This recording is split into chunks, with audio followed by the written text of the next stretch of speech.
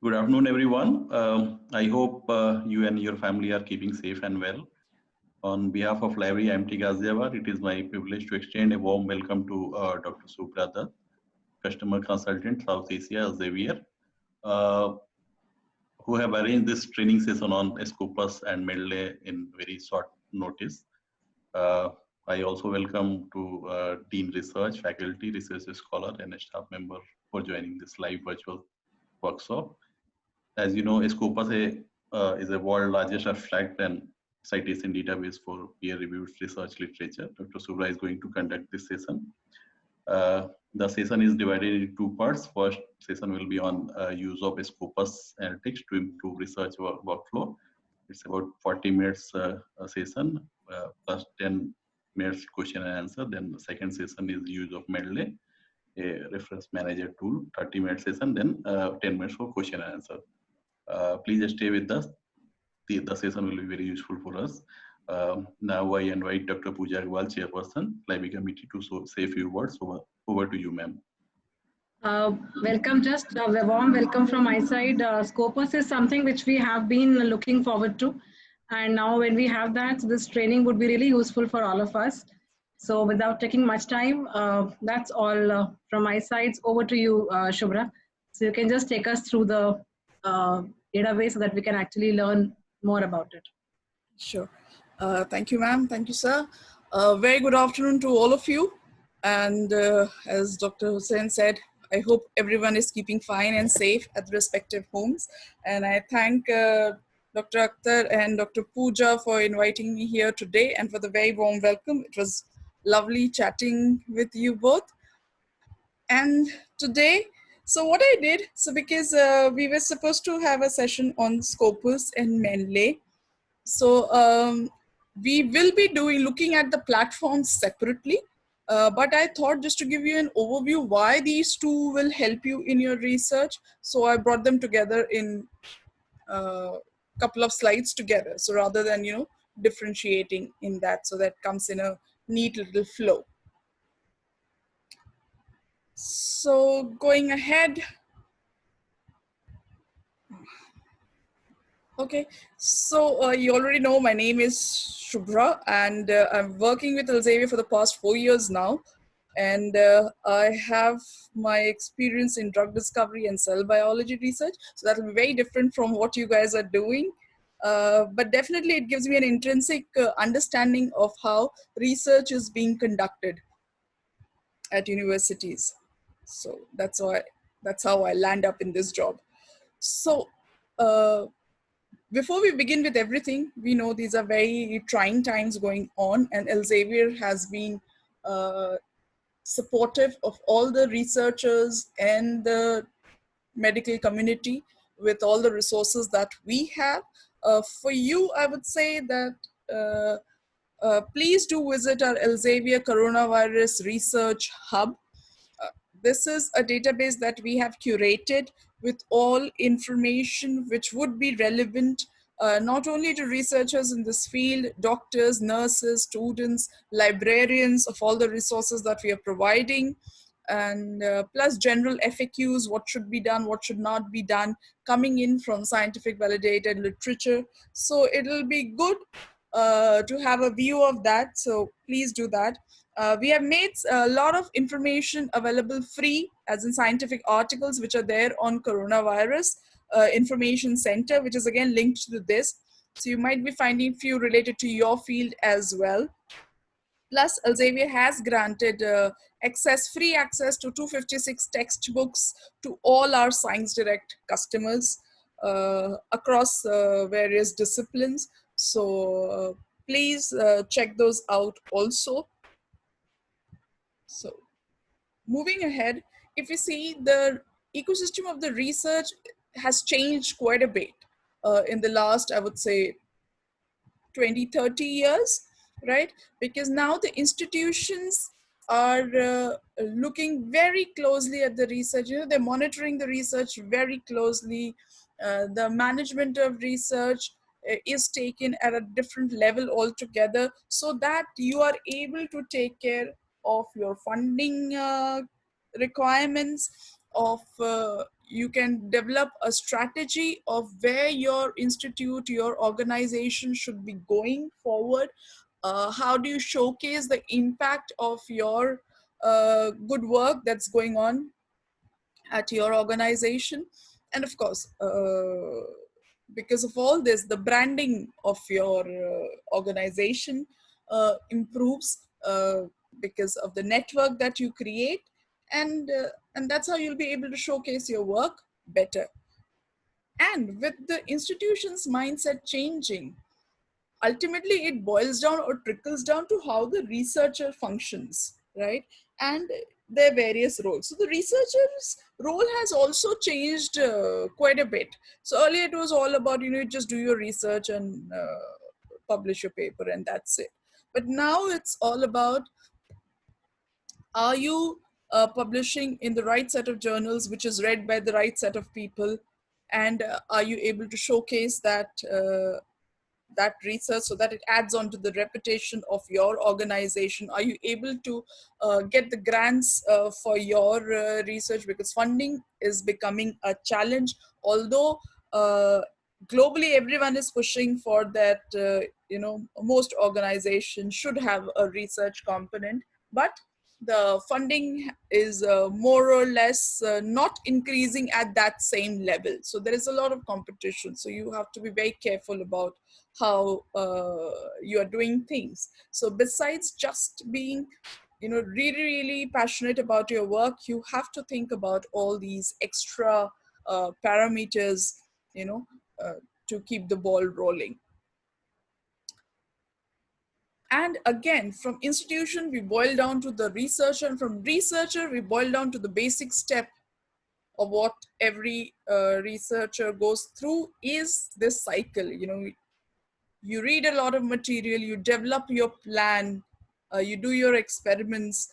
Once you have your data, you generate data, you are citing a lot of material or referring a lot of other literature for developing your data, and then you are publishing your material. And then of course you would want your material to be read by other people, because that's how your impact of your work would be there, and it would be evaluated, and it is evaluated right now currently through the number of citations you get. And that's how the society also benefits from your work. Like, if nobody gets to read your work, then who will use your work? Then all that work that you put in, your hard work for a couple of years, goes waste. So this cycle is a continuous path that you're always into at some level or the other, and maybe interlinked also.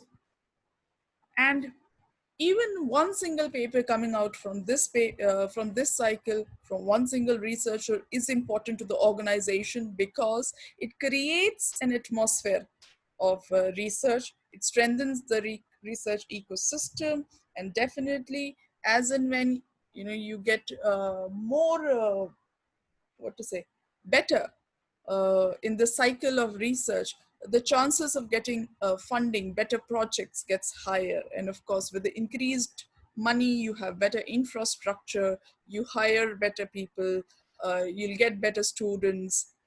So overall, you are creating a perfect ecosystem for innovation, right? And that's what your organization wants, because ultimately these days, one of the key things that the organization is looking at is ranking, right? But ranking doesn't come overnight. If your organization thinks that we want to improve our ranking for the next year, and everybody just start now, because research is an important component of that. So every faculty needs to publish, let's say, 2 papers from now on, like on a monthly basis, not on a monthly basis, on a yearly basis or something like that. But that doesn't come overnight, right? You need to have a lot of hard work put in over there, because you have to train your students also, your research students also, in that manner. And the training comes right from building this basic block. You get them into the reading mode, the thinking mode, the analytical mode. And then only when they read better, they think better, and they come out with a better product coming out in terms of a publication, right? And a good publication will definitely attract better citations. And this is a ever-growing process. The more you do it, the better you get at it. The first paper would be at maybe published in a smaller journal, but as and when you keep publishing more and more, you get stronger in your research aptitude, the way you think, the way you write, all that matters, right? And ultimately, it all adds on to the pool of your organization. So that's what we are talking about here today. And for creating this big base over here, quality content, you need to read a lot, as I said. And for that, you need to be up to date about what all information is available in the world. What are the gaps where you should be working? Who else is working in that area? What's your competition? In your work, do you need to collaborate with someone? If you have already got your data, where do you publish? What are the right journals that you should be publishing in? How do you create, a profile so that the world gets to know about your work? How does the world see you as a researcher? How does the world see your organization? Where do you stand in the universe of science? And so on and so forth. So there are multiple questions that are going on in your mind. And for that, and just to strengthen your research and education overall, the main thing that your organization needs to invest in is definitely the talented people who are there in the audience today already, the infrastructure, whatever facilities you're providing them, because that would be a big asset to the organization, as well as a attractive or point for the researchers to join in. If there's not good infra, then it's difficult to sustain good talent. And the third most important thing that usually we miss out on is scholarly communication. And scholarly communication helps in both ways. One, you're reading a lot of literature to develop your hypothesis or you develop your project. Second, you are publishing or getting out a publication from your project and helping others move on or move ahead in your field. So it's a two-way thing.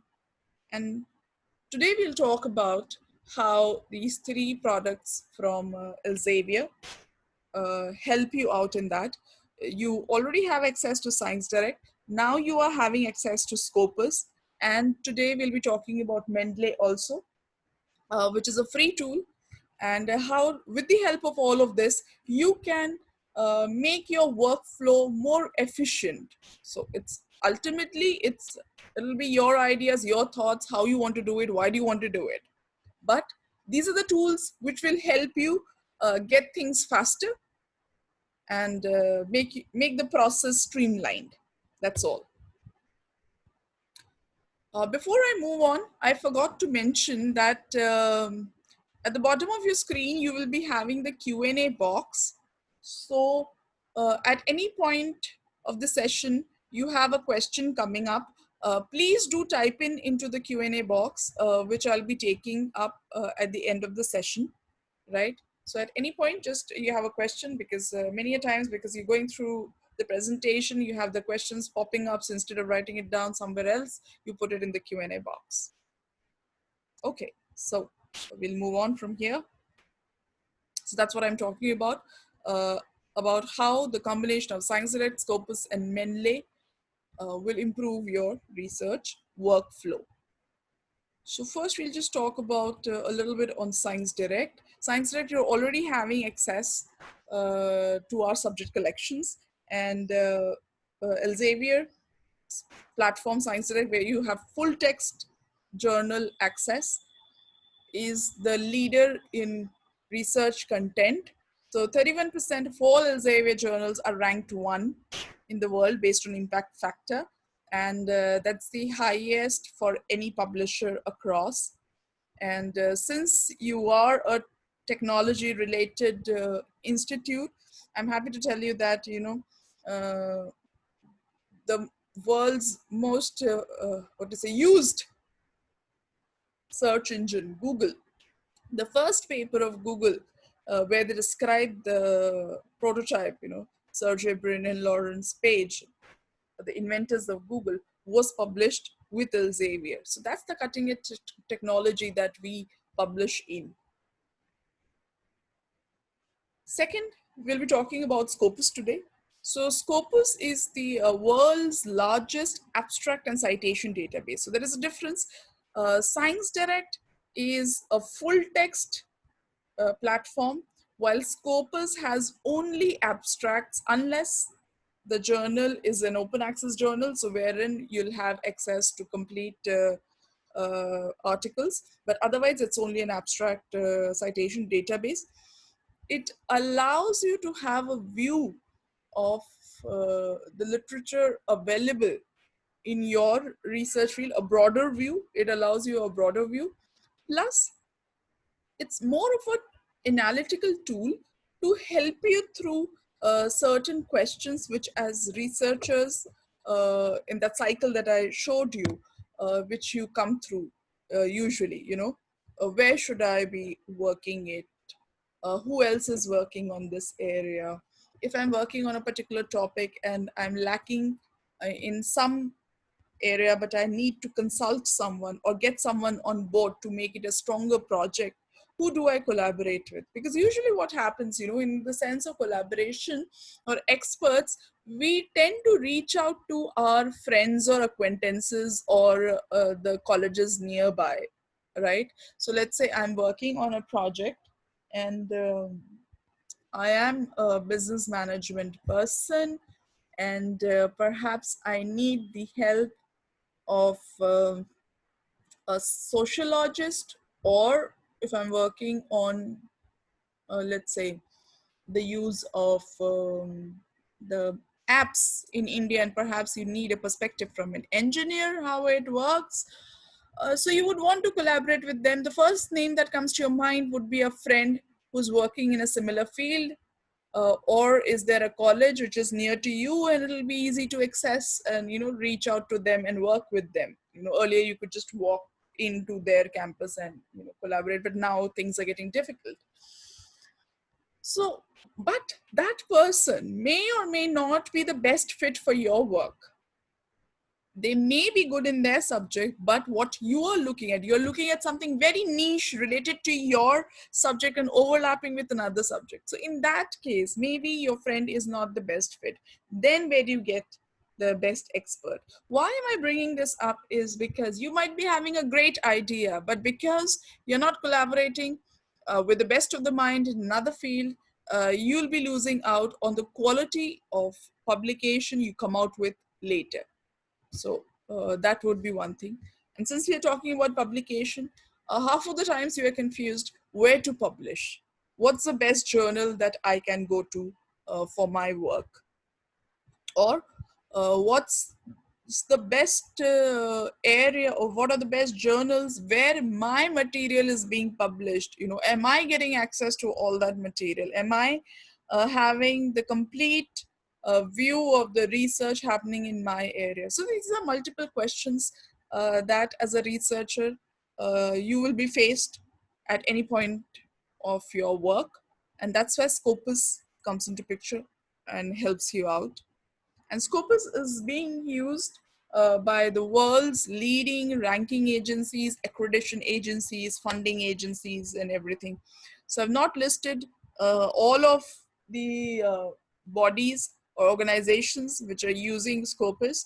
So I've just listed some which provide you a representation of the entire globe, or the entire region, almost all the regions, and something which are well known. So you must have heard of QS ranking and THE world rankings.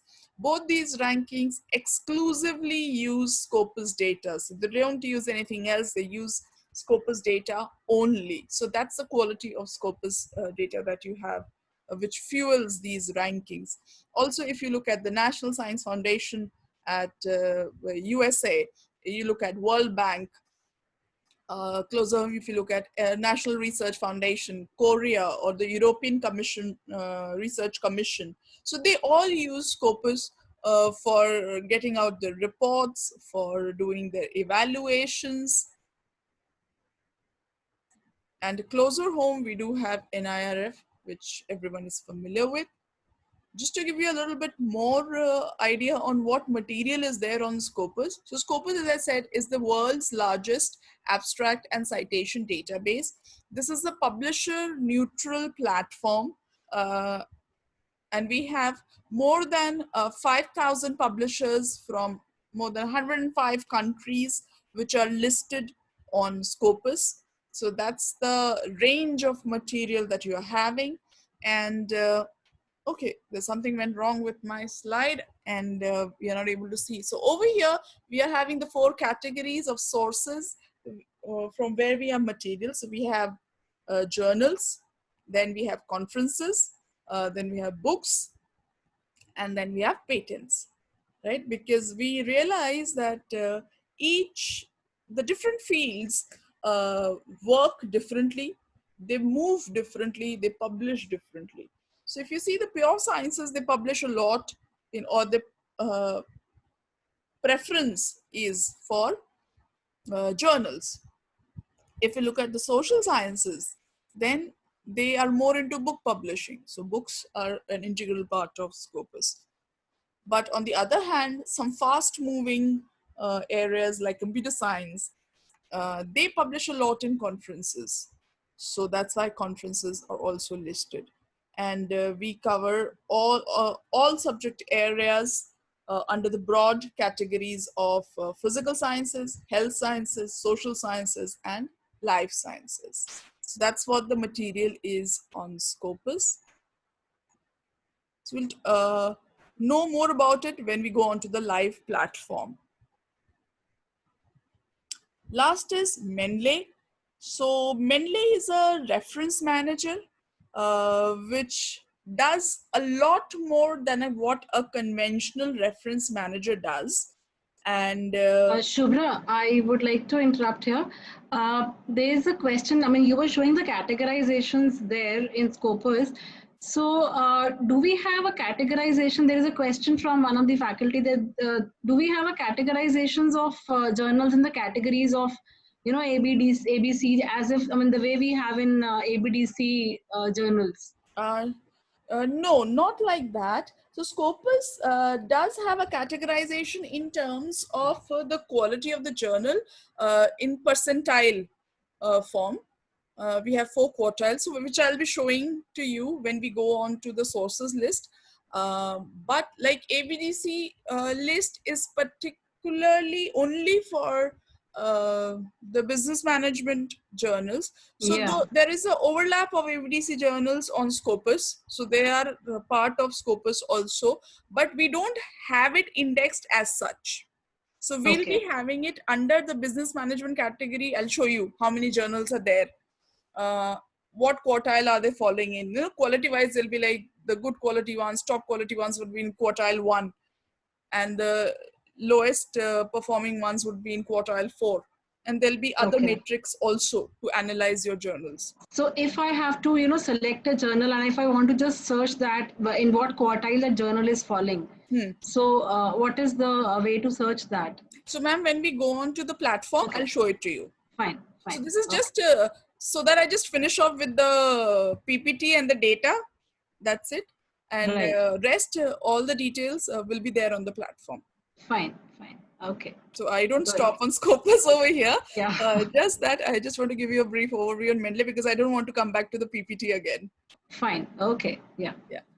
So ScienceDirect gives you what we understood. ScienceDirect gives you the preview of full text material available in your region. So that's the quality content reading material that you're having. Scopus allows you not only having a perspective on what all research is going on, but you can have some informed decisions made, where to publish, what to publish, who to work with, who's competing, who's leading, which university to apply for. Maybe I want to go for a guest faculty position, or I want to go for a postdoc. Where do I go for? So all these varied questions, but linked to your research, will be answered by Scopus.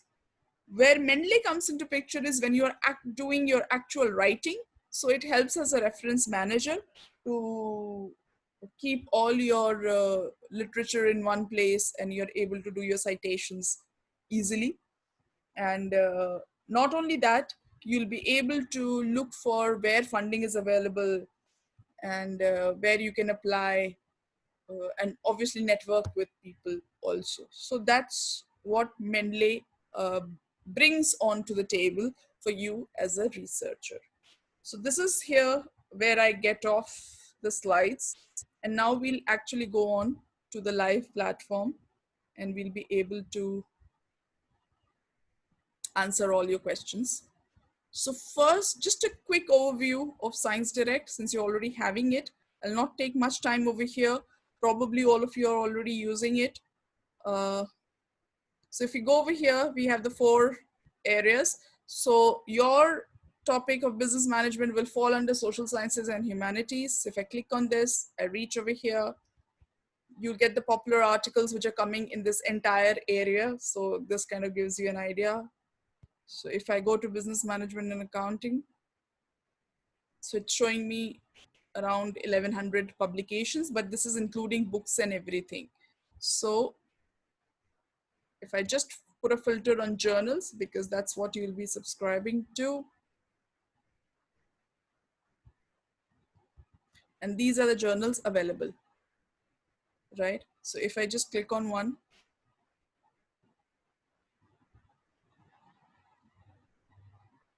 so this one supports open access, means few papers will be open access, rest will be normal, like the subscribed ones. What's the CiteScore? What's the impact factor? Editorial board. If you want to submit your article, the guide for authors will tell you what all material you need to have and what format you should be following and all that. And you can sign in to set up alerts for yourself. Now, this is very important. If you feel that this is some journal which is important in your area, it publishes a lot of material in your area. So instead of, having to look up this journal every time, all you have to do is set up alerts. And this can be done for n number of journals. And for this, the process is very simple. You just have to create a sign-in. And the beauty of this sign-in is, okay, you can go to register and register for yourself. Since I already have an ID, I went for sign-in. It'll again take me to the same page only because I already have an ID.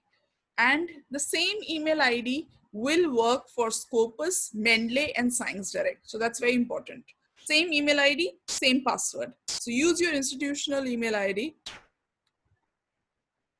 And I prefer myself to keep myself signed in at all times so that I don't have to, remember my password. There are a lot of passwords in life.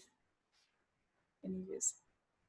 So now you see sign in, it goes off, and you can just set up journal alert. So anytime a publication comes up in this journal, you'll get a notification.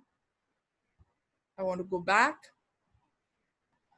If I want to do a general search, let's say I'm working on banking.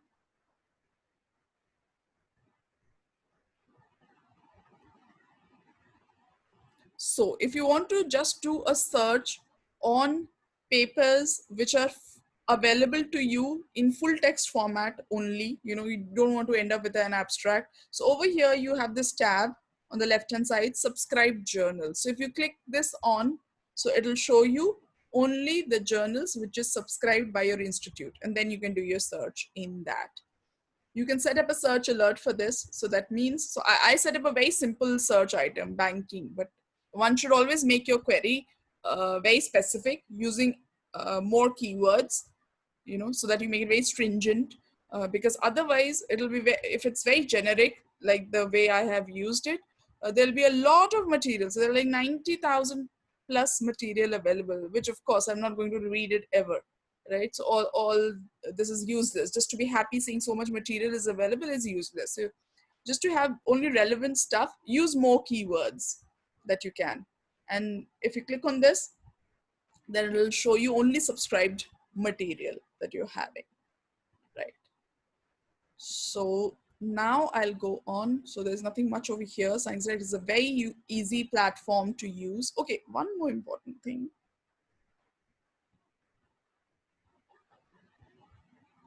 So this is the paper that I've used. And if I go over here, all the references would be highlighted.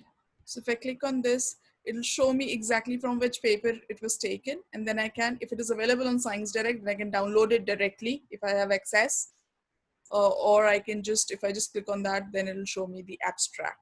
So I feel that reading on this HTML format, is easier rather than reading in the PDF format. Usually, as researchers, we love to read in the PDF format, but then it doesn't give you that ease of function, because every time I used to read a PDF, I used to always go back, okay, references, this paper was used, and then I'll go and find out on Google, open a separate window.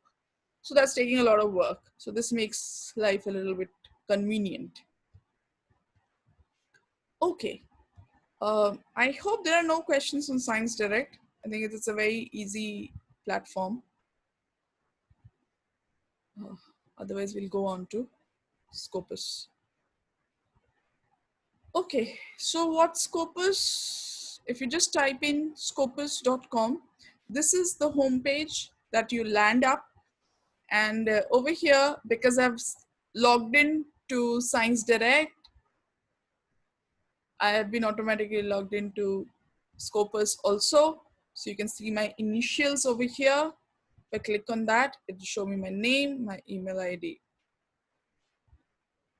So again, you can work on any of these platforms like ScienceDirect and Scopus without creating a login ID. You can just work just like that.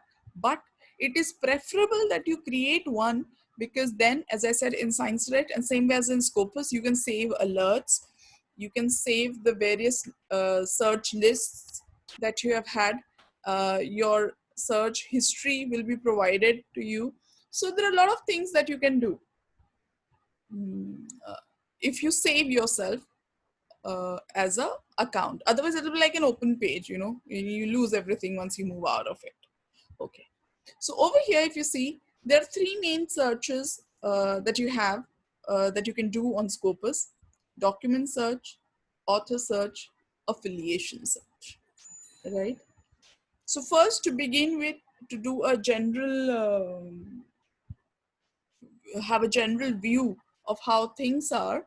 So let's do a document search. So if we, okay, since coronavirus is here, although I understand it is not of your subject, but since it's of a lot of interest right now, and if, as a researcher, you'll always be tempted towards working or having your contribution in the fight against this pandemic. So probably let's see what comes up. So if I do a coronavirus search over here and I want to look it up in the abstract or in the article title, there are other things that you can add on. So if I want to add on more keywords, right? Let's say I want to look at India specific material. Over here, 3 Boolean characters are here, and, or, and not. So I'm assuming that all of you would be familiar with all these three things. Over here, if I put India, then if I go into the drop down, so what else can we put? If you want something specific to authors, who should be the first author, the source title, like the journal's name, if you want specific. So over here, we're talking about affiliation. So affiliation country, we can put it as India, or city, if you want to put Delhi, or any institution's name, you can do that. You're looking for funding. How much funding has, let's say, DST India has provided. So I want to look at funding sponsor wise. I'll search what all materials is there. So this kind of helps. So if you are planning to submit for a grant to an agency, you would want to look it up whether how much this agency has provided towards this area. So otherwise it will be very difficult to look up if you go onto their website and see what matches. So this way you can see if some publication has come out from their funding, you know that they are quite, and if it's been in recent years, then you know they are quite interested in this area and they have been funding in this area. So that'll be a good thing to go forward with. And other things are like chemical name, that's not much related to you, but for chemists. So you can use multiple keywords. You can just keep on adding and make a stronger query. So I'll remove these for benefit of, so if I search,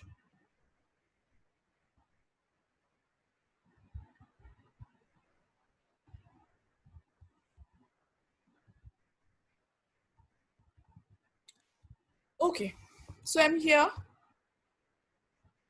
and before I tell whatever is here over here, since we took a topic which is not directly linked to your area, but you would want to know what other papers have been published in coronavirus in your area. So perhaps that will give you more ideas how you can also work in that. So what we'll do is, before I tell anything over here, we just scroll down. On the left hand side, you see this panel where we can refine our results further. Now this can be done, the access type, you know, open access literature you're looking at, or the traditional form. Year wise, you can see, so you can see the sharp jump, you know, till 2019, the number of papers being published was fairly consistent, 800, 900, 800. And suddenly in 2020, it's just been half a year and we have 17,000 documents. That's like a crazy amount. So that's, we are all living in it, so we know. So now here, if I scroll down, you see the subject area. So if I go down, down, down, so the major subject areas would be life sciences only, because of course it's a disease. But if I go to view all, I'll be able to see other subject areas related, and I see business management accounting also. So there are some 127 papers. So there are people working on this area as well. If I limit to,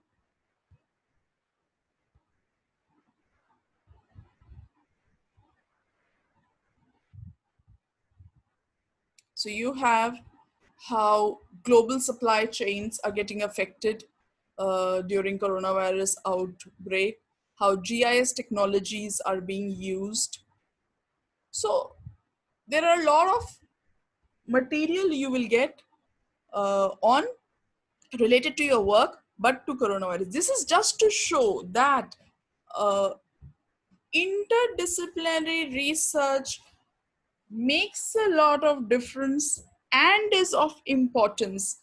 Like cross-functional areas research is very important to coming up with active solutions to a problem. That's the only reason why I showed you this. So if you would want to contact, so this paper is just a 2020 paper. It has already got 25 citations already, right? So this is just to show you the importance of cross research in cross-functional areas. Now, if I go back and let's now do a search on a topic more relevant to you.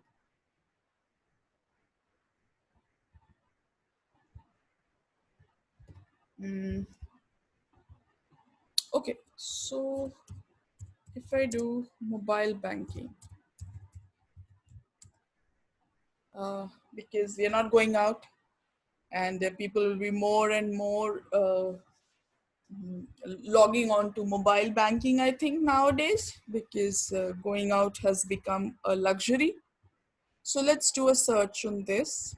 So I'm just randomly taking a topic. I'm no expert on business management at all. This is just from my basic understanding.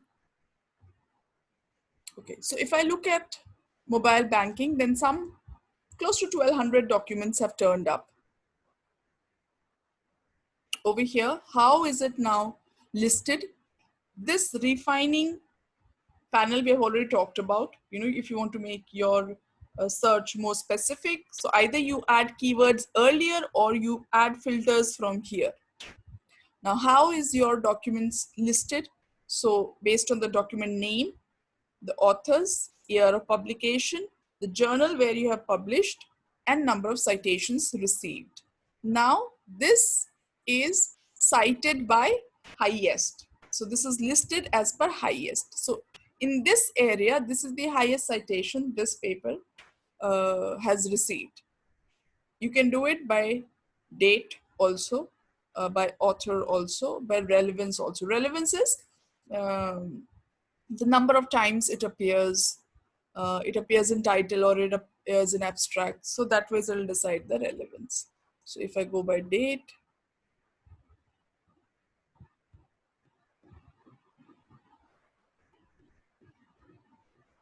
then we have, so you see, this paper again 2020, and it has received 1 citation. So if I open this paper, although it has 1 citation, let's see if we get something.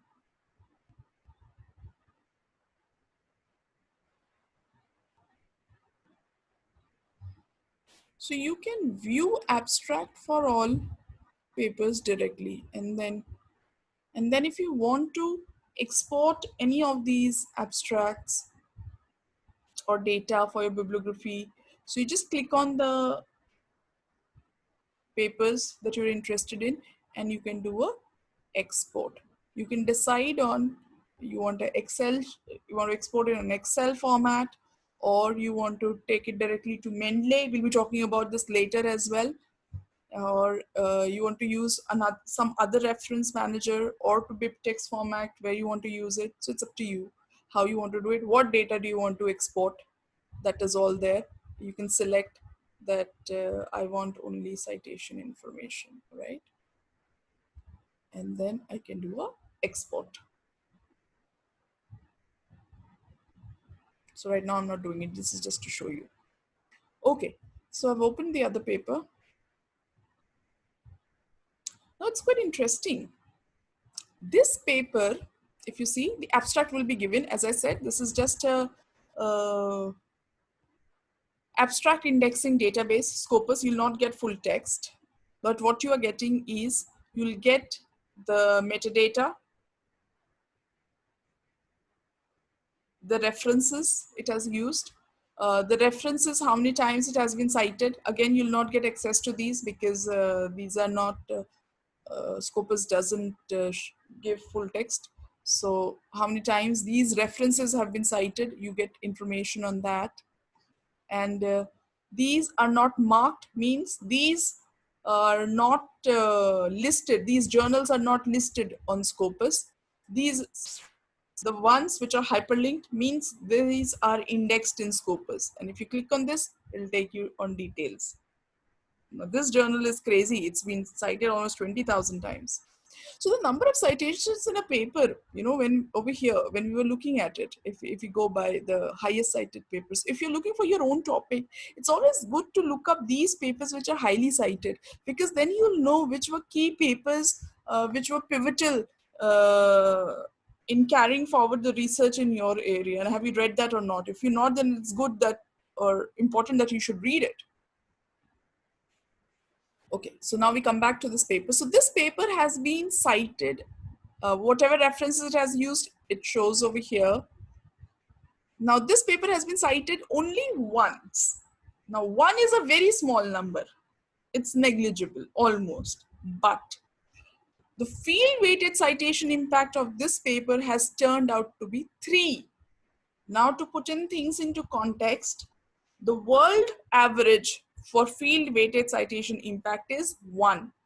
This is a normalized matrix. What it does, because see, different subject areas have different citation patterns, different publication patterns, right? Because just to give you an example, the number of citations that you receive in a business management paper would be comparatively very low compared to, let's say, a chemistry paper or a biology paper. They receive very high citations, right? Because that depends on the number of people working, number of people publishing in that area, the pace of movement of science in that area. So there are various factors. So what this matrix does is the field weighted citation impact. So you can read more about these matrix over here. You just click on this. It'll give you example of that. So what it does is it normalizes across subject areas, across sources, because a book will receive a lesser number of citations compared to a journal article, right? So it normalizes all these factors so that there is an even playground and apples are compared to apples only. So in that purpose, if you look at the time point, if you look at the subject area, if you look at the source, this paper is 3 times more effective than its similar papers or peer papers in this similar area published in this year, right? So that's how it is calculated. Further to this, because it takes time, who has cited this paper? It's also given over here. You can get details. If it was cited by more papers, you could have gotten those details over here. So on the single page, you're getting information on citations as well as references. You can set up a citation alert for this paper for yourself. So if it's a leading paper from a leading author in your area, you can set up a citation alert. Alert can only be set up if you have logged in to your account, so that anytime a person cites, you will get an email notification. You'll get to know how this work is being used by others. But citations take time to come by. So we look at a lot of soft matrix or alternative matrix to analyze how well this paper is being received, because 1 is a very small number, right? So we have this. So Scopus, or rather Elsevier, has bought PlumX matrix some 2 years ago, and now it has been incorporated as an article level matrix. So for each and every article you will get it both on ScienceDirect as well as on Scopus. So what information does this provide? So we know that there are 8 readers for this paper already, and there is 1 tweet on this paper as well. So you can just go on to the details and find out more on this.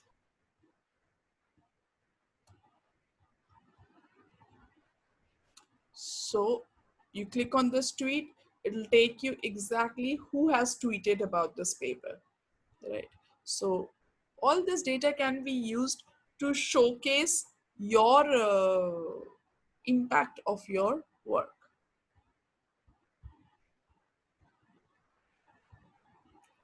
Okay, so that's what the tweet is all about. Now, I was talking to you about, so this is about the article level information that you get on Scopus. But I was talking to you that Scopus does much more than this. It gives you an analytical view of all this literature available. It's difficult to read all that, right? But to give you an analytical view, all you have to do is click on this all and do analyze, search, results.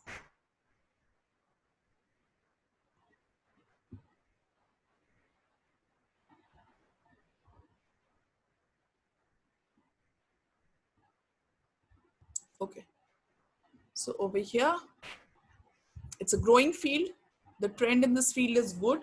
And as a researcher, you would always want to know how well your research area is growing, because if it is not growing, or rather it is declining, then there is trouble.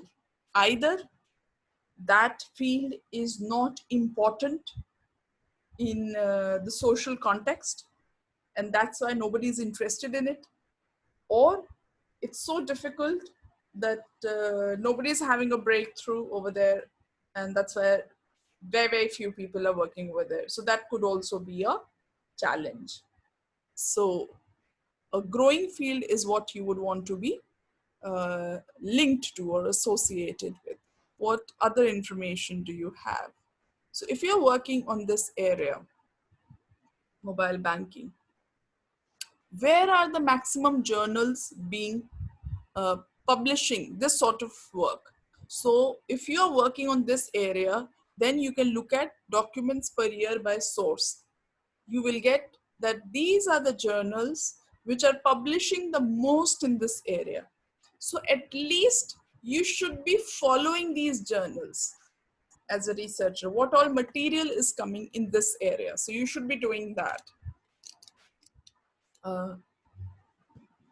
So this helps you to understand. Plus, again, if you're other way around, if you're working on this area and you want to publish, these are the journals which at first you should be looking at, because maximum research of your type is getting published in this area, and maximum people who work in this area would be reading these journals. So it's both ways. That's what the information that you get from this. Okay. More information about the quality of the journal. Okay, this is only about number of publications. What is the quality of journals? We'll talk about it coming on. So don't worry about that. What else do we have? So we know which affiliation is leading. So today, if I'm doing a research on mobile banking and I want to apply for a postdoc, let's say, so where should I apply? Because just randomly applying for any university will not be good, because it's not only about getting admission in a university, it's about getting into the right university, you know, who are doing best research in that particular area. You know, that's the whole point. Or if you are, let's say, visiting some university, then you would want to know, you know, you are going there for a conference or you're going there for a meeting, right? So who are the top leaders? So if I'm going to, let's say I'm here only. Okay, we have an Indian example. So I'm going to VIT for some conference, for some meeting. So I would like to meet up people who are in VIT working on this area of mobile banking, you know, so that I can network with them, and perhaps I can think of a collaborative project with them. So instead of looking up VIT's website, because it will be difficult, there will be so many faculties, and how do you go through everything? You can simply look up who has published in this area, you know, and you can find the authors. How? We'll talk about it. So we know over here the top university is, I don't know, it's very difficult to pronounce. So I have no clue where are they from. So let's find out which university is this. So the first two names are very, very difficult names. Okay, so this university is in Finland. Interesting. So Finland is doing a lot of research on mobile banking, which makes sense. They are quite a strong number.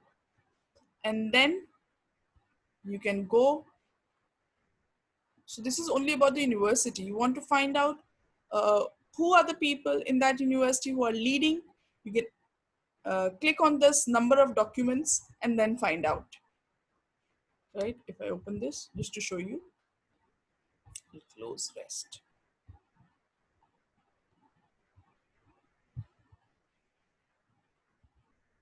So similarly, if you're going to VIT, so let's do VIT only. Why do we want to do Finland?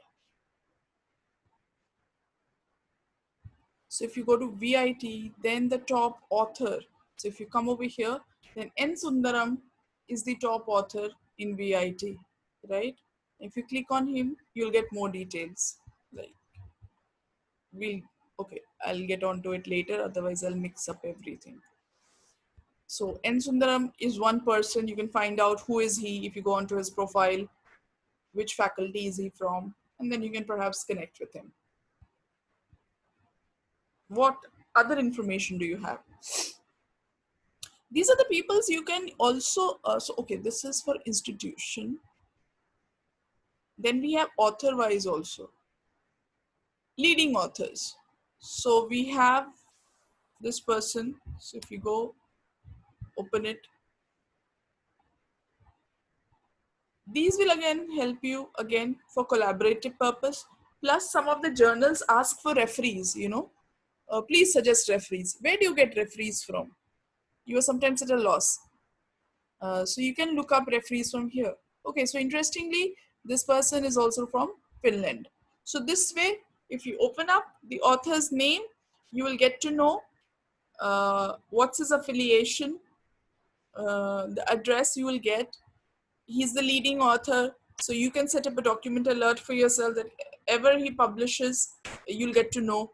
His work is getting cited, you get to know. You can do it for your own paper also, you know, to have a view of how many citations are coming for your paper and who is citing you.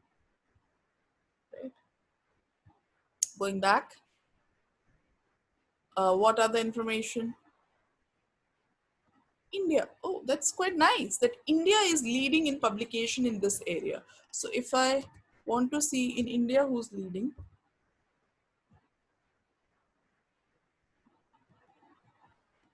so before I open that, let's see what other information is there.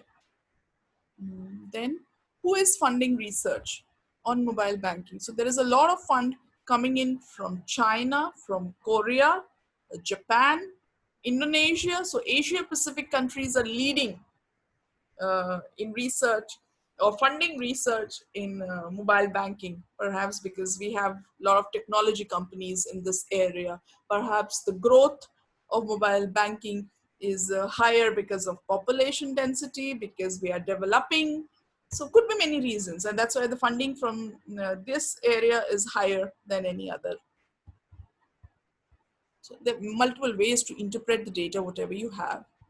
Subject area wise, so mainly mobile banking is coming under computer science, followed by business management. Then there are people in engineering also, because while you have to develop the apps, right? And that's what I was talking to you about. If you want to do a collaborative project, you know, between an engineer and a business management person on a common topic, where do you find these people? So engineering, you can perhaps here, you can click on this paper, find out who are the authors leading in engineering, in mobile banking, and perhaps who belong to India if you want to have an Indian collaboration. So you can look up that. And what other information is remaining is this. The type of documents being published. So mobile banking, again, fast moving site.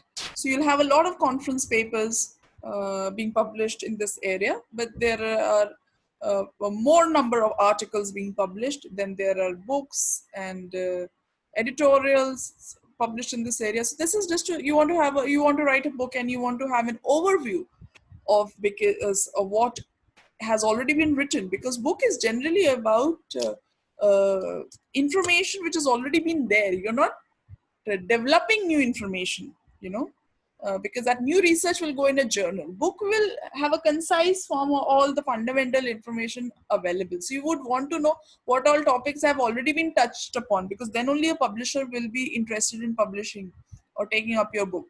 So you would want to know some novel areas for which overall review can be done.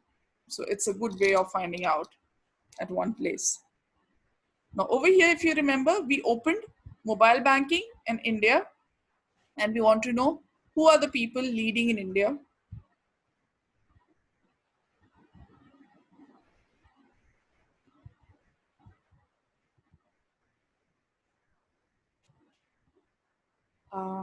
So this is the publication trend. India, how people are publishing. So the journals will be a little bit different from the global perspective. So this will again be something that can be used as an indicator of where you can publish, because a lot of Indians are publishing over there. Institute wise, if we see who all are leading, then we do have VIT, AMITI, They are leading in this area, right? And if you want to look at, oh, interesting, we do have IMT Ghaziabad also.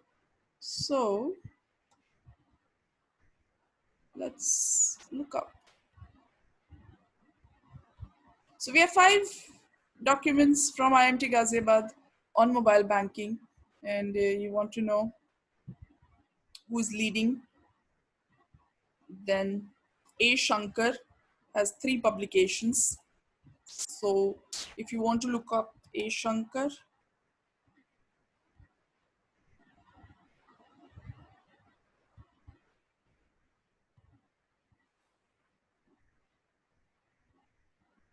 so it's showing Vishakhapatnam, probably he has changed his affiliation, but we do have IMT Ghaziabad also linked up over here. So you can, if you are a Shankar, then you can set up your alerts, or if you're a colleague, you can still set up a document alert. If you are the management, you want to keep a tab on what all people are publishing, the authors linked to you, you can set up an alert, right? So in effect, this person has 12 documents which are cited by 58 papers, and you have all the 12 documents over here. If you feel something is missing, then you can edit your profile. It's very important because this is the profile that is being seen by NIRF. They don't ask your college for data, they pick it up themselves. This is the profile any of the top universities, colleges in India. So let's say next you want to apply to IIM, any of the IIMs. So they also, when you give your CV, they also cross-check your profile with the Scopus. So it's always good that you maintain an up-to-date profile. So better you check all the documents that you have are correctly listed or not. If something is missing or something is wrong, then you can always have this edit author profile, right? If you go on to this, what can you do over here? You can set the preferred name, you can merge profiles, you can add, remove documents, and you can update affiliation as well. So if I go over here, so only one name format is provided. The name is picked up from the publications, your publications. However, you have written your name. If he would have written A. Shankar, then that name would have also been here. So then you can choose. It's not something that you can write on your own because everything is picked up from publications, already published materials. If I continue, right now, it's not my personal profile. It is someone else's, but it's always better that you do it for yourself, right? Because then there'll always be a request coming in that, is it correct? Is it wrong? So it's good that you do it yourself. But just to show you, I'm saying no. I'm submitting for someone else. Okay. Over here, these are the 12 papers. I can scroll and see. If some paper is extra and they have tagged it wrong, perhaps this is not my paper, this is some other A. Shankar, I just uncheck this, right? And not do anything. This is just for showing, right? So that you have the correct list. But if there is something missing, then you can search the missing documents. Simplest way is keep an Excel sheet of all your titles together, just copy paste from there, copy from there, paste it over here and search. So if that document is on Scopus, it will be seen. You just click on that and there will be a box says add, and then you add it. So all the missing documents will be added. If at all they exist on Scopus. If they're not on Scopus, then you cannot do anything. And then you go to review publication affiliation. So there are affiliations showing. So if I want to check this, I'll do this and I do confirm and submit. But right now I'm not doing this because I'm not A. Shankar. I'm not supposed to do this. Okay. So this is how you can edit your author profile.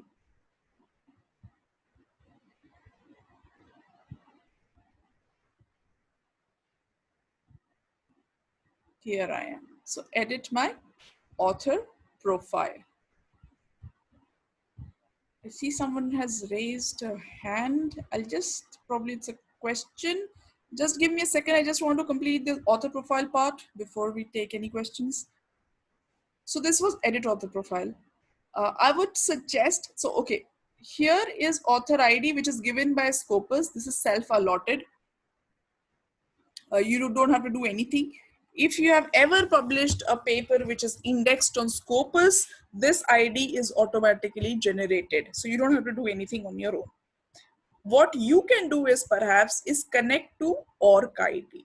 ORCID is an open source platform which connects to multiple databases, right? And it makes keeping your profile clean very easy. Like Amit Shankar, there could be multiple Amit Shankar in this country. And there is a possibility that there would be a different profile made due to this name ambiguity thing, or there is the papers can get wrongly tagged somewhere, because after all it's just algorithm. Probably there are two Amit Shankars in IMT Ghaziabad only, you know, or if it's a common name like R Gupta, there could be multiple R Guptas, right? So you could have papers wrongly tagged. So to avoid that in the future, you create this ORC ID and you submit this ID number, because this is linked to some 52 databases, different databases. This is not an Elsevier thing.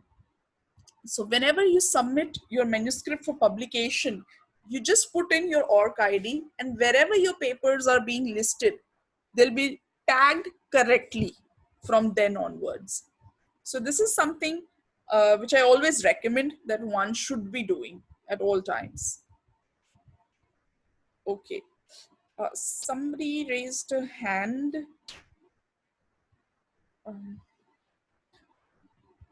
Akhtar Sahab, is there any question particularly at this page? Because Not at this page, but we have few questions in question answer box. okay, so should we take them now, or should I complete it and then we can take this? Uh, I think we can take some of the questions, Shubhra, so that the things get settled as we go further. Sure. Yeah.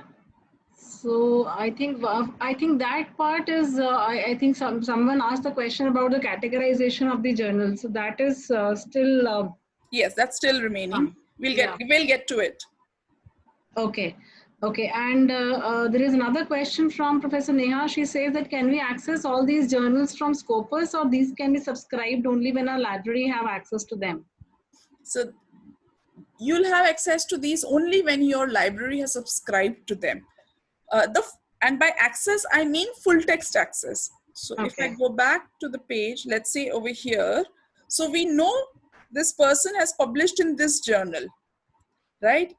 This is an open access journal, so you can view at the publisher. If you click on this, you will get the full text journal. That's okay. But if, let's say, you have this, you have published in this, so you'll have to subscribe. So this is not a journal, this is a conference proceeding. Okay, let's come over here. Australasian Marketing Journal. You'll get details on these journals, but you will not get the full text article. You will get the abstract, because Scopus is just an abstract site. But if you have the subscription, you'll have the full text. Yeah, and Neha, she also wants to ask that the analysis charts that you showed us, can we download those? Yes. So, okay, like this is open over here. So this can be exported so that the data will be exported. If you want the charts, you can go to the print and save as a PDF file as well. I think this is what they wanted to know. Anything else, ma'am?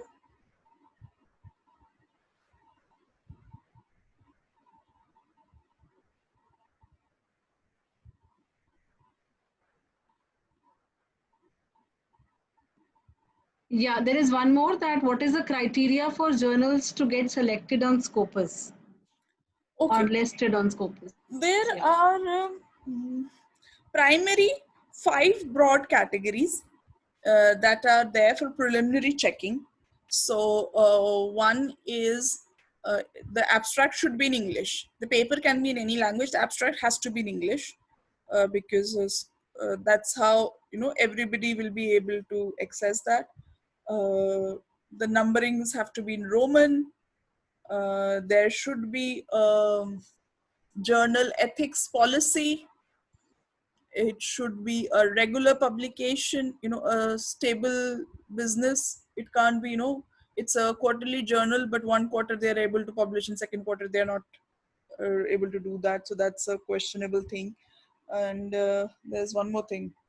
So there are these are 5 broad categories, and then further you have 14 subcategories under which they look at the policy of the journal, how the reviews are the peer review is taking place, the process of it, uh, the content which is getting published, which area they are getting published into. So there are multiple areas. So you'll get more information if you go onto the Scopus page on Elsevier. And finally, after these preliminary checks, it goes up to our independent body, which is the Content Selection and Advisory Board, CSAB board, which comprises of subject matter expert from academia. So they are professors and editors from across the globe who sit together twice a year to analyze all the journals which have come up for evaluation. So then finally it's their say that which journals get into Scopus. So that's how the process is. Okay, okay, fine, fine, fine. Yeah, so yeah, there are a few more questions, that whether citations provided against any publication in Scopus is same as what we get on Google or Google Scholar? No, it'll be different because Scopus has a set index of journals. It takes majorly peer-reviewed journals only. Google Scholar would be using uh, because the data over there is not clear. So it could be, let's say you got cited from one paper. That paper was earlier there as in a manuscript form, which was uploaded, and then it came in the final publication form. So Google Scholar does not have a very strong algorithm to differentiate that these are not two different papers. This is same paper, right? So you'll get false positives also. So that's a challenge. Plus, there could be publications which people have put up on their repository, which are not uh, articles or scientific literature, which is peer reviewed or validated, and somebody has mentioned a paper over there. So that will also count as a citation. But in actuality, that is not a citation. And any of your ranking agency or your funding agencies, be it international or if we talk about in India also, they look up Scopus data. Nobody takes Google Scholar data at all. So it will not be a good practice to use to refer to Google Scholar data. That will mislead you. Okay. Okay, okay, fine, fine. I think, yeah, we can quickly go ahead, that what other things, if you have to tell us anything else, otherwise we can take some more questions. Okay. I think So that categorization part, yes, many people are looking forward to. yes, we will get on to that. One last thing that I want to show you is you can check up any affiliation name on Scopus. And right now we can just look at IMT Ghaziabad.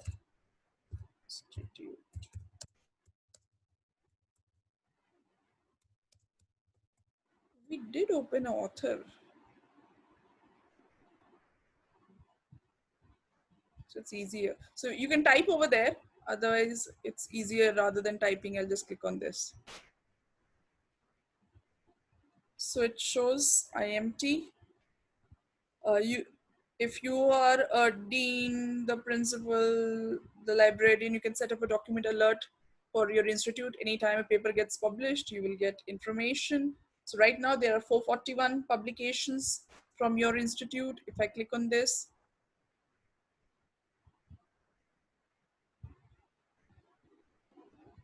again, the same thing.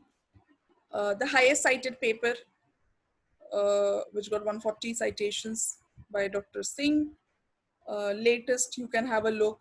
And again, you can analyze same way. So this gives you a lot of information at your end also. What you can do is, where are you publishing? Who are the top authors? So we see Dr. Ranjan is leading ahead by, I don't know, for quite a bit. She's shooting ahead. So we can have a look at the details of that. Who are you collaborating with? So IMT, obviously, all the papers will be tagged to IMT. So we just remove this. So next is Noida, then IBS Hyderabad. This gives you an overview. Who are you working with? Are there other countries you're working with? So you want to go to Australia, you want to find out who all the universities over there, which your university has already worked with. So it's easier to access them. Or perhaps sometimes you're publishing so much with them, you would want to get into an MOU with them. So you would want to check that out. Where is your funding coming out from? So UGC paper to, so again, this information is picked up from your paper, wherever you refer or cite them. So AICT one and all that. So this is the information that you're getting for your institute. Now, getting to this, the ranking of the journals that we were talking about. But before I show you that, I want to show you one more thing. Is you want to compare the journals. So you have shortlisted certain journals and you want to decide where do you want to publish. So you can do a comparison of all those journals using this tool. So you can compare up to 10 names at one time, right? Okay, so for ease of everyone,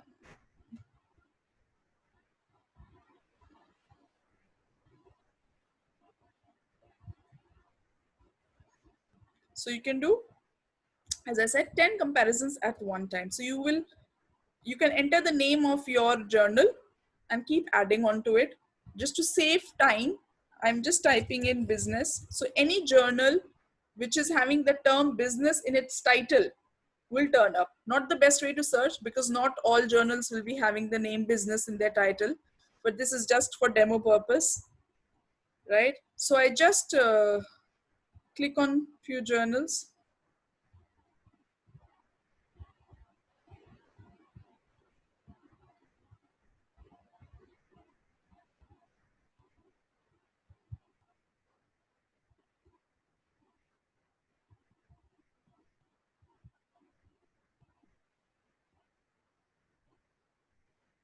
I'm trying to look at journals which are more or less in the same.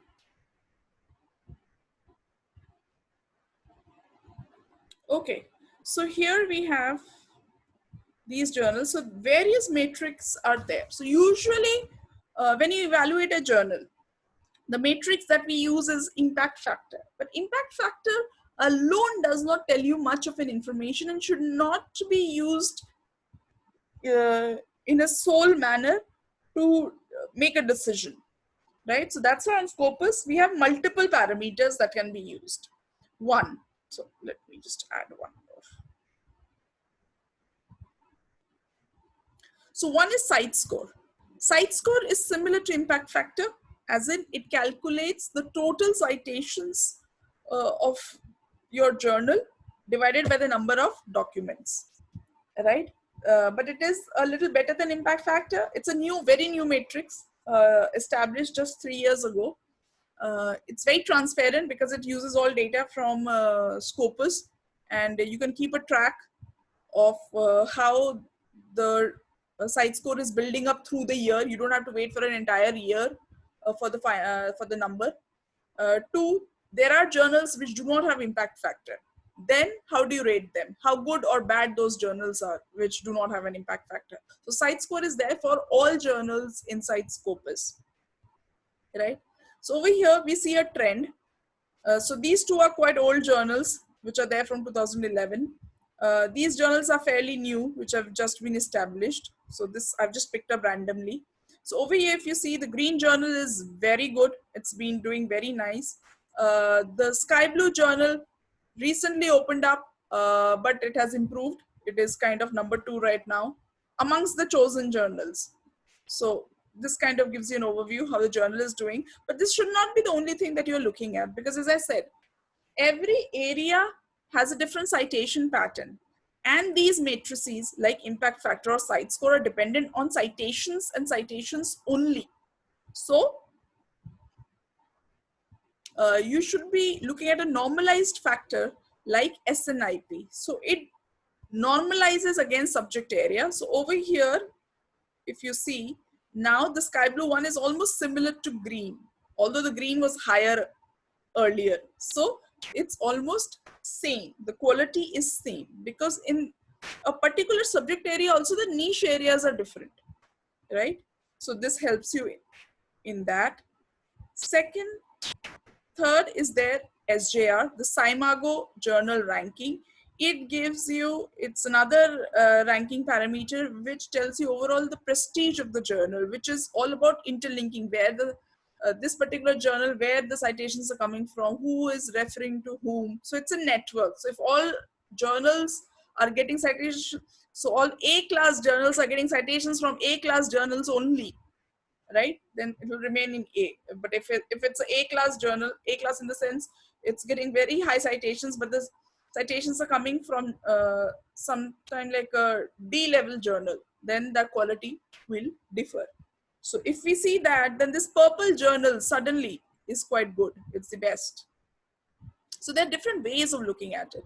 If it's your first paper that you're going forward with, then you would want to quickly publish, right?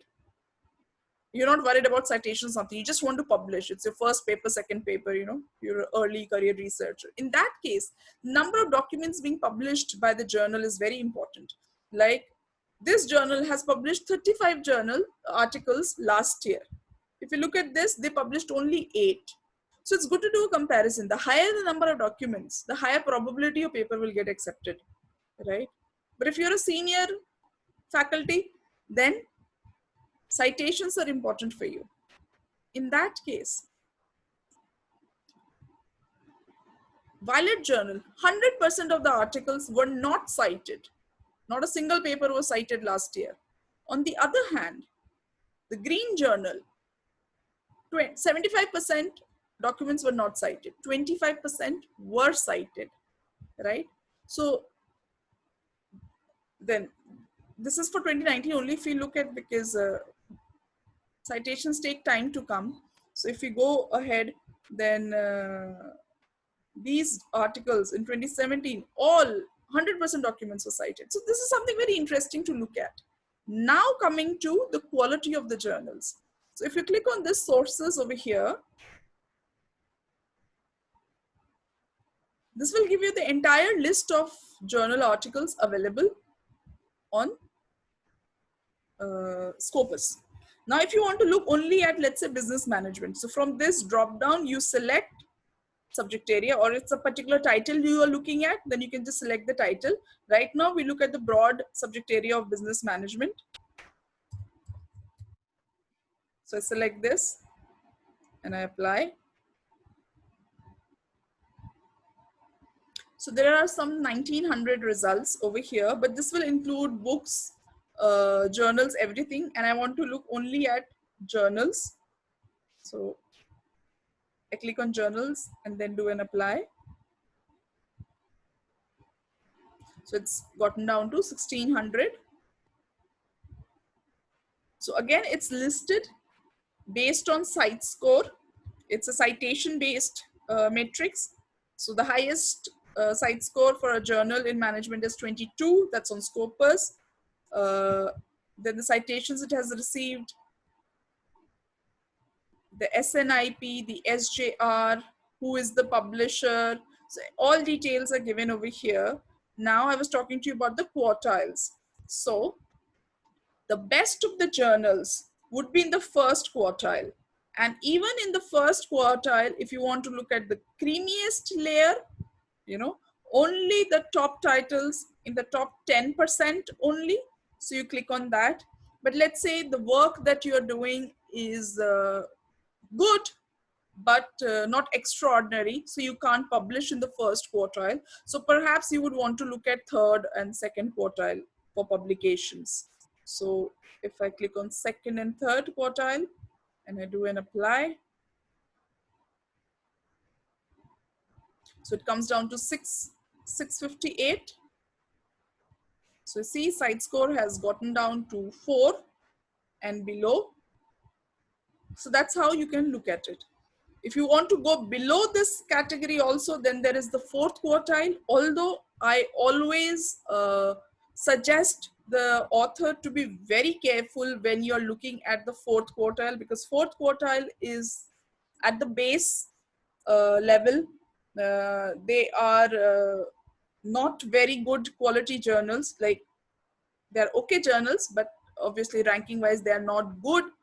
And if you're not careful and these journals don't behave in the proper manner, they can be kicked out of Scopus sometime in future, probably, just a probable thing. So researchers have to be very careful about going forward with these fourth quartile journals, which I always say that, you know, one should be careful about. So this is where you get the data from. I hope Neha ma'am got, this is the answer that she was looking forward to. Yes, yes, must be. So now here one more question coming, the way you talked about that some journal might get kicked out of this Scopus purview. Now, so the question is that what is the interval time for revision in the Scopus list of journals? So, I mean, how frequently it is reviewed? So on Scopus, the journal list gets updated twice a year. Once in April, May, and the second time I think it October, November. So twice a year the list gets updated. Okay. And in case you are having doubt on any journal at any point of time, then please do write to us to reconfirm whether it's there or not. Journals which are kicked out of Scopus, right?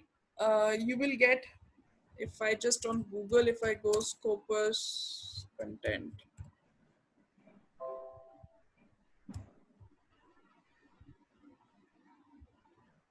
Okay.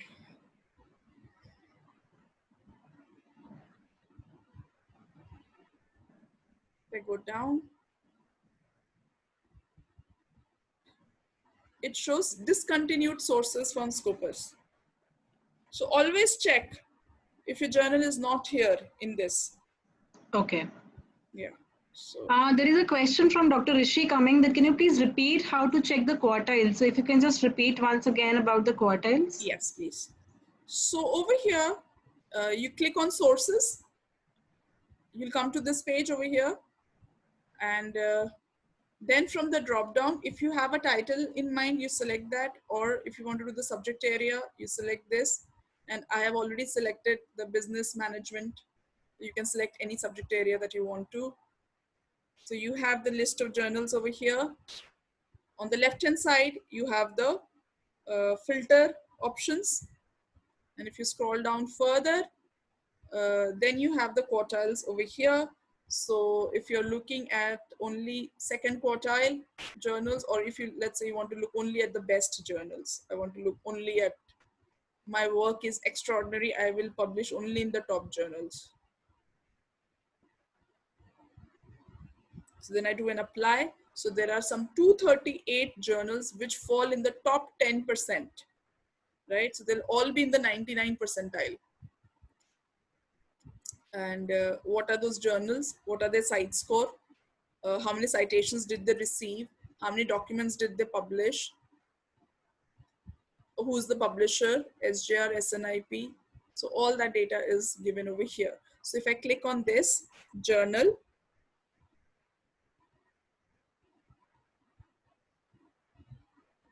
it's listed from 2010 to present, right? Otherwise, if it's discontinued, then it will be written the year whenever it, let's say it was discontinued in 2017, it would have been written 2010 to 2017.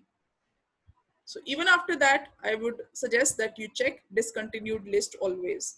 So over here, you can set up again a document alert for yourself because it's a top journal in your area and you would want to follow it.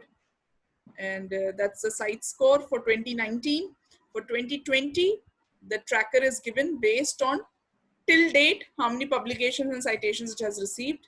So last year it was 22, till date is 18 because it's a tracker. Over the year, this number will change. So that means, Shubhra, that the quartiles of a journal would also change year after year, right? So basically the quartile 1 is more or less stable. Nothing really moves in quartile 1. The maximum movement will happen in 2 and 3. Okay. Like 3 can go in 2, 2 can come back in 3 because, you know, the number of citations was not so much, the number of publications has gone down or something. And 4 is the most volatile area, the most risky area, given, you know, a lot of journals come into Scopus with meeting the basic criteria, and then suddenly they get into the money minting mode, and then they'll turn, you know, into fraudulent structures.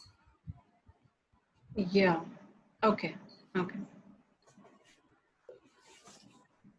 So is there any other question, ma'am, on Scopus? No, I am not. So if anyone has a question, please write it in the chat box. So that Manu, having one question, ma'am. He is just typing right now. Okay.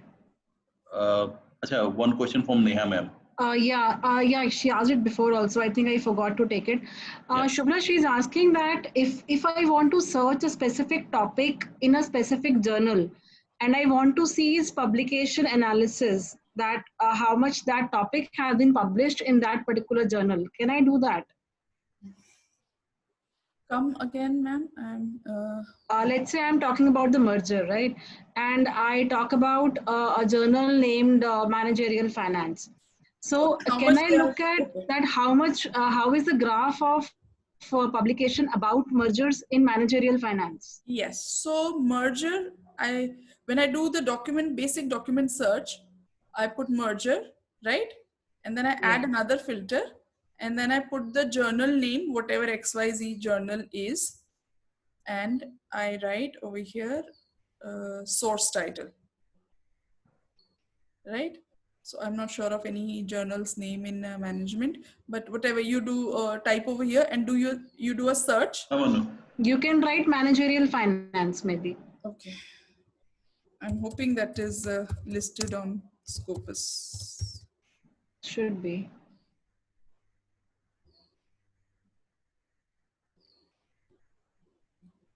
Yeah, Managerial Finance is there, right? So you're getting all these. So then you can do an analysis. This is what you wanted to do. I'm hoping so.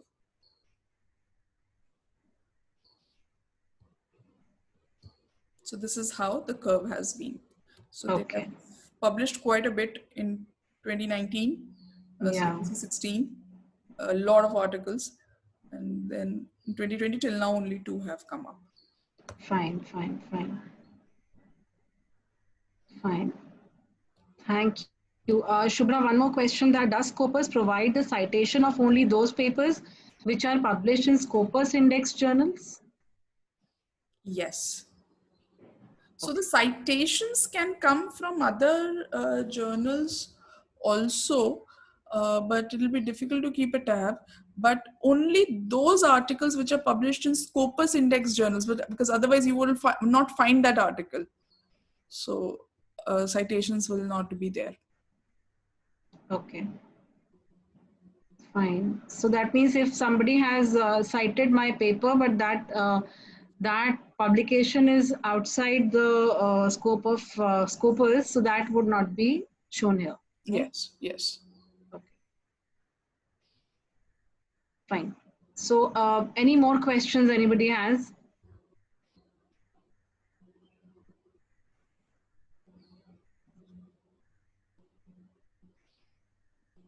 One thing I would just mention over here that I would suggest, because now everyone has access to Scopus, that please visit your author profile on Scopus.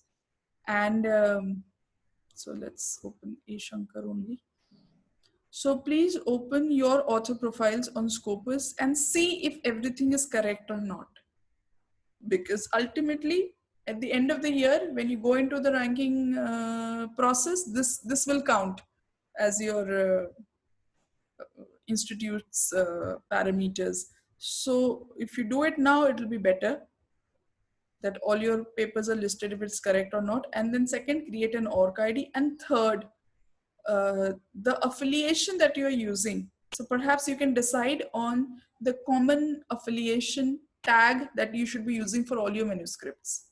Like if it's Institute of Management Technology Ghaziabad, it should remain like this, because if you use then Institute of Management Technology and there is no Ghaziabad, then there are other IMTs also your paper can get mistagged. So for that, follow one pattern of affiliation tagging. Okay, okay. Even ORCID is very much necessary for, you have to register yourself. Yes, yes. So everyone should have an ORCID, and whenever you are submitting your manuscript, do add your ORCID. Yeah, Shubhra, one Professor Singh is asking that his 2 papers are not listed. How do I correct it? So you go to edit author profile. So first of all, you have to be sure that that paper, the journal where you have published, that journal is indexed in Scopus. Yeah. If it is not, then those papers can never be tagged to you. If it is there and still those papers are missing, then you go to edit author profile. And I showed you.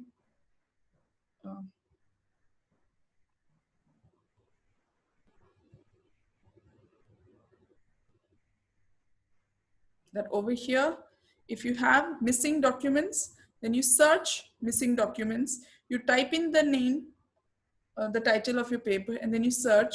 If it is there, probably it's tagged to someone else, or it's not. It's there, but it is not tagged to you. So you click on, option will come, add, or perhaps you have 2 profiles formed on Scopus by mistake. So just by, I searching it and I tagging myself, it will add the paper to my name. Yes, so it will not be direct process. You are just submitting a request. It will go to Scopus team. They'll verify. Right. Then they'll come back to you. Fine. For a yes or a no, that we are now adding this or we are not adding this, or perhaps they need more proof. Right. So then it and if 2 faculties have used affiliation, like somebody has used a complete name of Institute of Management Technology Ghaziabad and someone has used IMT Ghaziabad, so that cannot be edited by the author. Can that be? No, because that is there in the final paper. Yeah. And Scopus will pick up whatever is there in the paper. Okay. Fine. Yeah, I think no more questions coming up. So over here, if you see the various name formats which have been used for IMT in various papers, and still Scopus has managed to put them together. You can see over here, IMT Ghaziabad is written, then Institute of Management Technology, and then bracket IMT is written, then bracket IMT, and then Ghaziabad. So different formats are being used.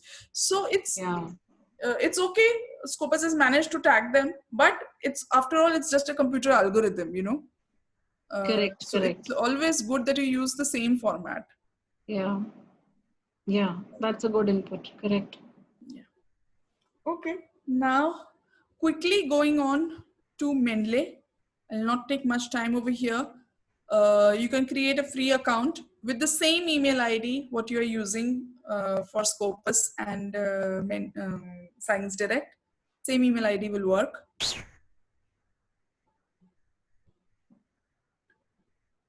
So it's already taken because I've logged in to ScienceDirect and Scopus, so I didn't have to feed in anything. Just clicking on it, it recognized I'm there on the system and it has taken to my profile. So this is the page which comes over here. I'll be talking about the most relevant things over here, so that because there's a lot to do in Mendeley. Mendeley can itself be a big session. So over here, if you see on this page, we are on the feed page. Feed page is just like any social media page like Facebook or LinkedIn. You know, you can post over here, whatever, any discussion you want to start. And you can make friends over here. So they would be mainly academicians, because every media platform has different uses. Now, but first thing that you would want to do when you reach over here, if you get this banner, then you say get reference manager. If you don't get this banner, it's okay. You go down to this drop down over here and you do download. What we are downloading is the desktop version of Mendeley, right? Once you download it, it'll take hardly 30 seconds to download it.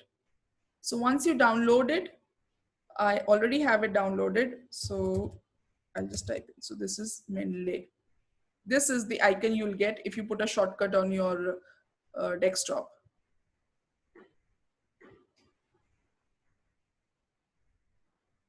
So this is what we call the offline or desktop Mendeley library, right? This library is exactly the same what we are having over here, the web library. But web library is limited by, you know, internet connectivity. So it's the same thing exactly. So it's easier to work over here because then internet is not an issue. For people who are opening this account for the first time, this center portion where you see multiple papers will be empty for you. Even this would be empty for you, right? Because you're using it for the first time. You would have to create your library. You would have to get papers inside the library. And how do you do that? You already have papers in your laptop, you know. So all you have to do is go to this add button. You can add single files. You can add complete folders. And all the papers within that folder will come into Mendeley. Let me remove this. All the papers will get listed as per author, title of the paper, the year of publication, the journal where it was published, and the date of adding, right? And they can be sorted, right? If I want to sort it time-wise, so the most latest paper, if I want to do author alphabetically, then all A's will come first. All Z's. So you can sort it out in any manner. So you had labeled the paper with whatever name you had labeled. It doesn't matter. It will get sorted in this manner only. Now, many a times, why is this Mendeley important? Many a times what happens, you have saved a paper and you have been very particular about it. You know, you put it in a small folder, which was inside another folder, you know, you were so organized, but at the end of it, you forgot where that paper is or in which folder and subfolder it was kept. So you end up either downloading the paper again, or perhaps you just remember there was this interesting paper I was looking forward to, and now you don't even remember the name of the paper so that you can download it again. So those are challenges. For that, Mendeley is a boon. All you have to do is, you remember I had some paper on cancer, perhaps. I'm using the cancer because I'll be having more life sciences paper. I'm sorry, I won't be having business management papers over here. So I just remember it was a cancer paper. So all papers which have the term cancer within its text anywhere will get listed up. So I can just search, okay, this was the paper that I was looking at, right? And life becomes a little bit easier. Okay, but the most important role of Mendeley is to be used as a citation expert, because when you are typing your paper, you know, let's say I'm doing a typing.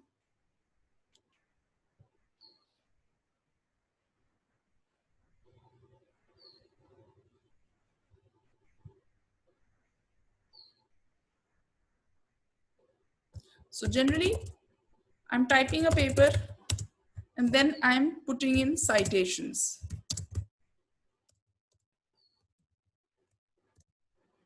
Right?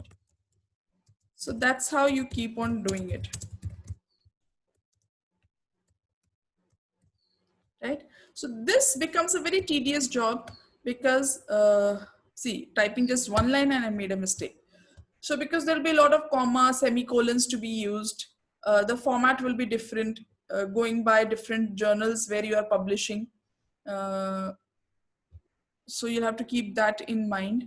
So that's quite a bit of challenge. So Mendeley kind of helps you in that. But before Mendeley helps you, it will be important that you import all the papers that you need to use for referencing inside the Mendeley library. If you don't do it, then it's not of use. Then first thing, you get all papers inside this. Second thing, you go to tools and you install MS Word plugin. Mine is installed, that's why it says uninstall. Install MS Word plugin. It'll take, I don't know, maybe 20 seconds only to install that. It's a very, very easy thing. Once you've installed that, then you open your Word file. You go to this tab, References here. You will see Mendeley Cytomatic. Right? If it is not there, close the Word file, again install the plugin. Now, if I want to do citations, now I want to cite. So it becomes, I go to insert citation. If I remember the name of the paper, I can type it over here. I don't remember the name of the paper, I go to Mendeley. This was the paper, let's say, and I cite.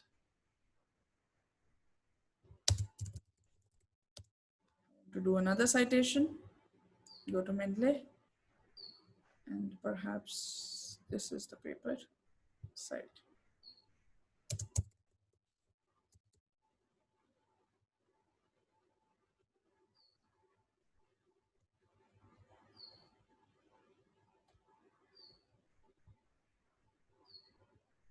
So I've done multiple citations. And then once I've completed this, I want to create a bibliography list, right? So now all I have to do is go to the page wherever I want to create my bibliography.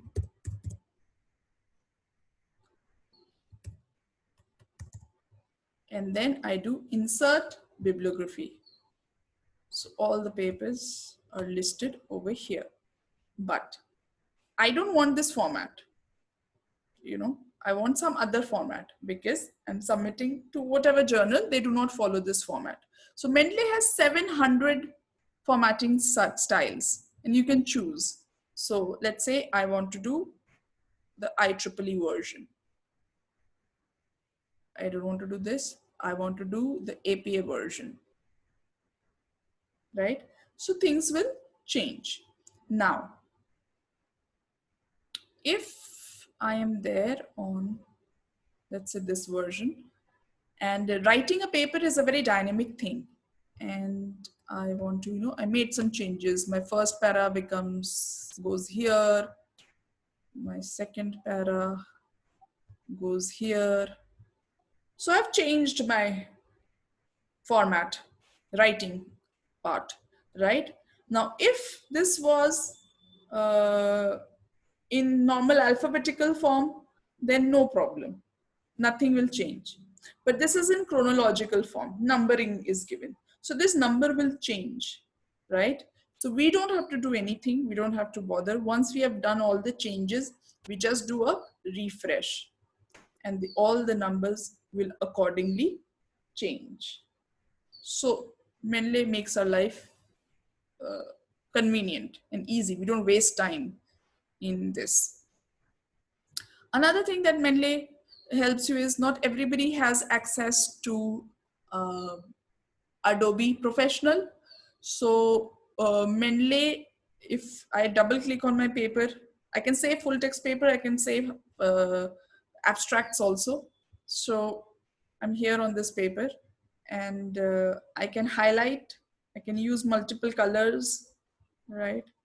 I can highlight and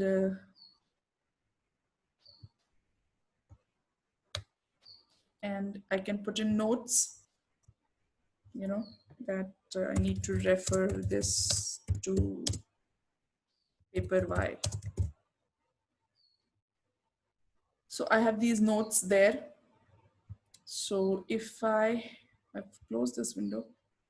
So if I do a single click, this window will open. And if I look at my notes, so there are multiple notes I have attached to the same paper. So I've written, I have to discuss this professor, or this method is same to paper X. I want to look at what I wanted to discuss with professor. If I just click on this, it'll take me exactly to the note where I had put in my paper. So again, keeping track of things becomes easier. So Mendeley has multiple things that you can do. This is something very basic that you should start off with. And another thing, okay, there are other things which are here which you should explore. But one more thing I would like to tell you before finishing it off here is looking for funding opportunities. Scopus gave you a brief overview how funding was done in a particular topic, right? Mendeley will tell you where funding is available. So if I go on to funding and I want to look at particular, I can search by area, I can search by funder also. So let's say I want to search by area. I want to look at business management.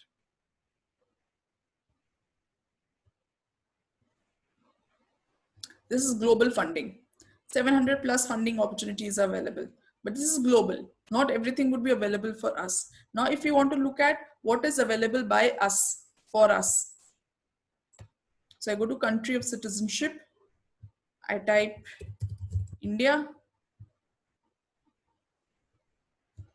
It has gone down to 157, from 700 to 157. Now, in business management, there are multiple areas. Which area am I looking at? So I want to look at perhaps industrial relations. If I'm working on marketing, I can click on that. So further, it comes down to 6. So I'll just remove this. So what are the grants available? To whom is it available? This is only for students. How many days are left? What body is funding it? Deadline date, how much amount, for what it is providing the funding, right? So all that information is given over here. So you can click on this and get further information. So that's about funding information on Mendeley. And as I said, there are multiple things on Mendeley to do. It'll be good if you explore it out. If there are questions on Mendeley, ma'am, we can take it. Yeah, there is one question that does Mendeley help in citing web articles? What is meaning is the news items or articles available on the web. So you'll have to save that web page on Mendeley and then you'll be able to do it. So you'll have to save it, that page on Mendeley, and then, but it'll come again in the format of the journal only, because Mendeley citation formats are all in journal format only. Okay.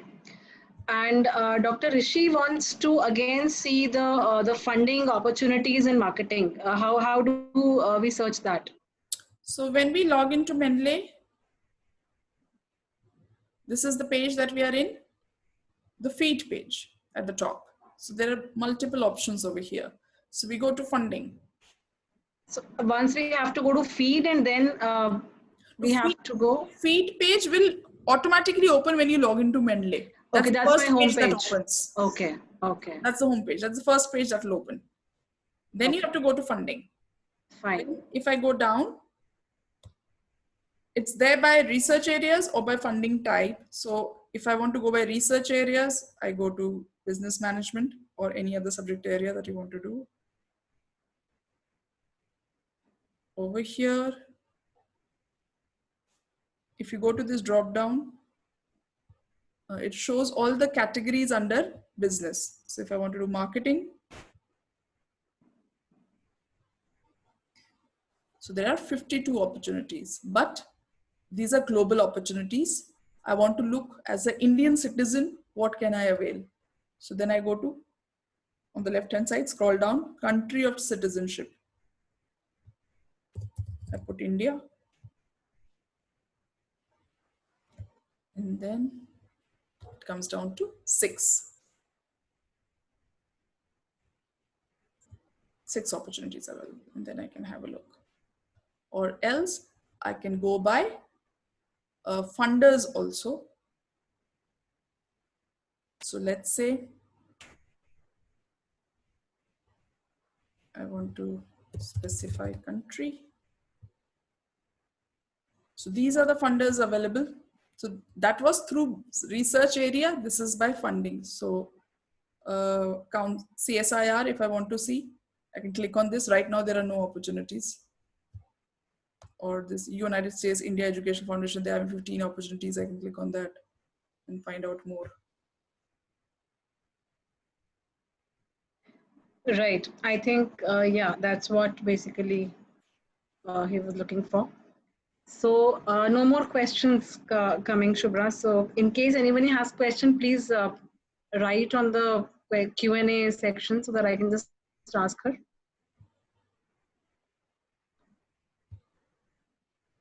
Yeah, I think no questions coming, Shubhra.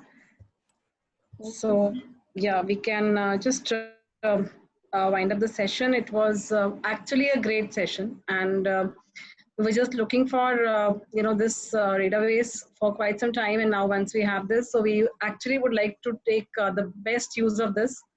And there were some features which we were actually, this funding feature we were actually not aware of. These kind of things also we can actually be able to find from the database, and the analysis that you showed in the form of charts. That was, I think that will be really, really useful for all the faculty members when we are really selecting a journal, where should I actually send my paper to. So these things were really, really helpful for us, and the quartiles things. I think everything was really good and useful for us. So in any case, in case we would be wanting some other things, so I think we can reach out to you, Shubhra, and we can ask our doubts whenever we want that. Sure, ma'am. That's not an issue. Fine. So thanks a lot. Thanks everybody for attending this, and thanks Shubhra for spending the time to give us this insights on the two things. So that's really great. Thank you so much. Thank you, ma'am. Thank you, everyone. Thank you, Shubhra. Thank you for this wonderful session. If anybody have any questions, so just send a question to me or Shubhra for clarification. Thanks to Pooja ma'am and their for kind support and guidance. Thank you everyone. Thank you, everyone. Have a very good day, and please check your Scopus profiles. Thanks, Shubhra. Thank you. Okay, bye.